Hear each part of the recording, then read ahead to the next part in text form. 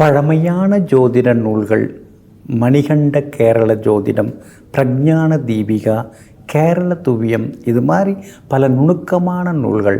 சுக்கர நாடி அப்படிங்கிற புத்தகம் இருக்குதுங்க. அதில் கூட பல பெரிய விஷயங்கள் எல்லாமே சொல்லப்பட்டிருக்கு. எல்லாமே பாடல்களாக சொல்லப்பட்டிருக்கு.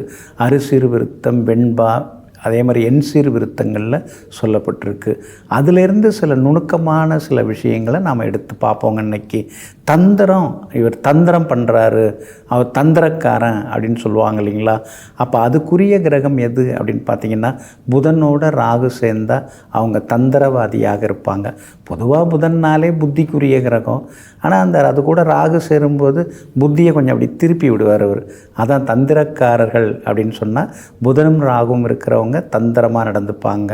இன்னொரு பக்கம் தந்திரத்திலே 2 தந்திரம் இருக்குல்ல. ஒன்று நரித்தந்திரம், இன்னொன்று ராஜதந்திரம்.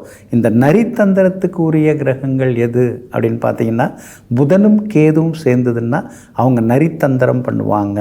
மறைமுகமாக சில வேலைகளை அவங்க செய்து முடிச்சிருவாங்க. சரி, ராஜதந்திரம் அப்படின்னா என்ன? ராஜதந்திரங்கிறது நேருக்கு நேராக மோதுறது, முடிஞ்சால் பார்த்துக்கோ அப்படின்னு சொல்கிறது.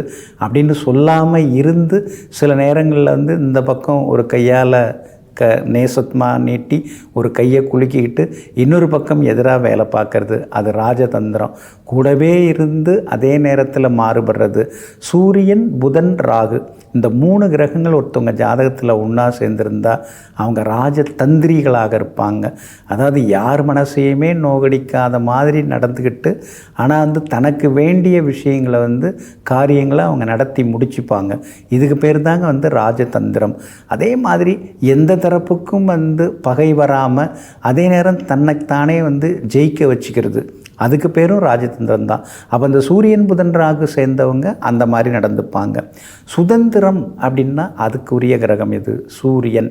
சுதந்திரம் எனது பிறப்புரிமை அப்படின்னு போராடினாங்க இல்லைங்களா? அவங்க ஜாதகத்திலாம் பார்த்திங்கன்னா சூரியன் வலிமையாக இருப்பார்.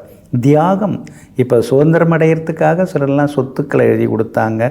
நிறைய வீர பெண்மணிகள் காதணியிலிருந்து தங்களுடைய தங்க வளையல்களை கழட்டி கொடுத்தவங்களாக இருக்காங்க. அதுக்கெல்லாம் உரிய கிரகம் இது சூரியன். பெரிய மனசு. ஏன்னா சூரியன் தான் பாகுபாடு இல்லாமல் எல்லாருக்கும் ஒளியை வாரி வழங்குது.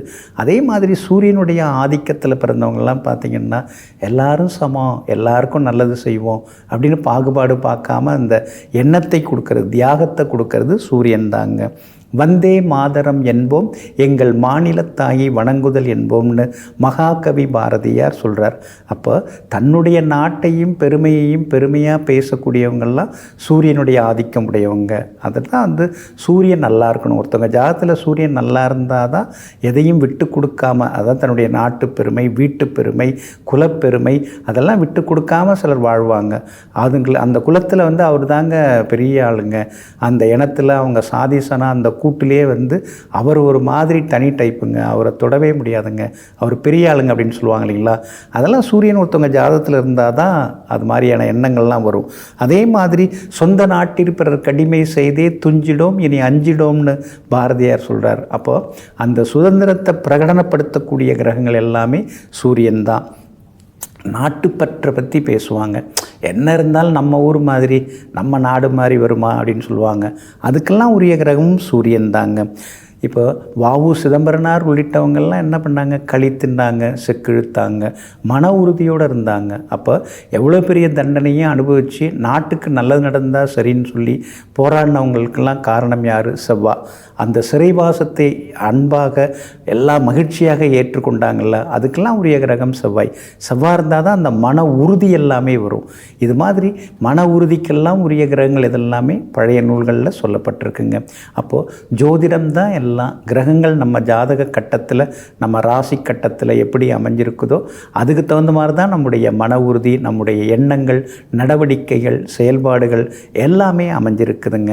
நாளைய தினத்தில் உண்ணாவிரதம்லாம் யார் இருப்பாங்க, ஊர்வலமெல்லாம் யார் போவாங்க அப்படிங்கிறத பார்ப்போங்க. நெஞ்சிற்கினியவர்களே, சோமவாரமாகிய இன்றைய நாள் உங்களுக்கு அனைத்து சுகபோகங்களையும் அள்ளித்தரும் மகிழ்ச்சிகரமான நாளாக அமையட்டும். மீண்டும் நாளை காலை சந்திப்போம். நன்றியுடன் உங்கள் ஜோதிட முனைவர் KP வித்யாதரன். வணக்கம்.